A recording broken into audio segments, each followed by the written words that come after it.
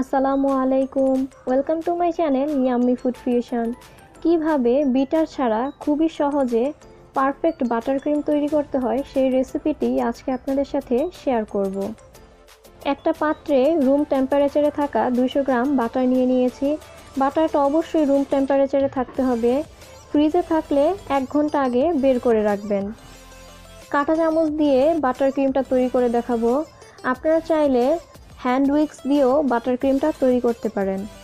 কাঁটা চামচ দিয়ে খুব ভালোভাবে বাটারটাকে বিট করে নিচ্ছি যতক্ষণ না পর্যন্ত এটা সাদা এবং পরিমাণে দ্বিগুণ হয়ে যায়। 2 মিনিট পর বাটারটা সাদা হয়ে গেছে। এখন এর মধ্যে 500 গ্রাম আইসিং সুগার অ্যাড করব। এই আইসিং সুগারটা আমি পাটায় বেটে তৈরি করেছি। পাটায় বেটে আইসিং সুগারটাকে খুব ভালোভাবে ছেঁকে নিয়েছি। পুরো আইসিং সুগারটা একবারে দিব না, অল্প অল্প করে দিব এবং বিট করতে থাকব। কাঁটা চামচ দিয়ে খুব ভালোভাবে সব দিক থেকে বিট করে নিব। কাঁটা চামচ দিয়ে তৈরি করাতে একটু সময় বেশি লাগবে এবং হাতটা একটু ব্যথা করতে পারে, কিন্তু যাদের বিটার নেই তারা খুব সহজেই এইভাবে বাটার ক্রিম তৈরি করতে পারবেন। আবারও কিছুটা আইসিং সুগার দিয়ে দিচ্ছি। খুব ভালোভাবে আবারও চামচ দিয়ে বিট করে নিচ্ছি।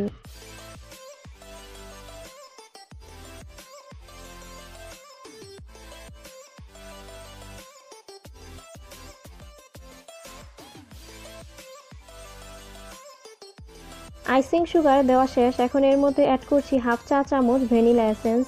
আপনারা চাইলে আপনাদের পছন্দ মতো এখানে যে কোনো এসেন্স ব্যবহার করতে পারেন।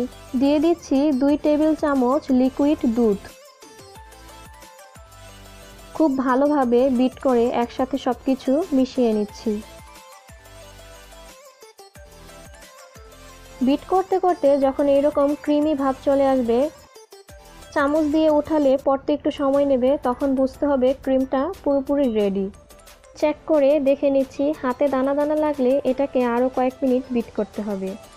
এই বাটার ক্রিমটা তৈরি করতে আমার 10 মিনিট সময় লেগেছে। আশা করি বিটার না থাকলে এখন আর কারো কোনো টেনশন করতে হবে না। রেসিপিটা ভালো লাগলে অবশ্যই আমার চ্যানেলটা সাবস্ক্রাইব করবেন। Thank you.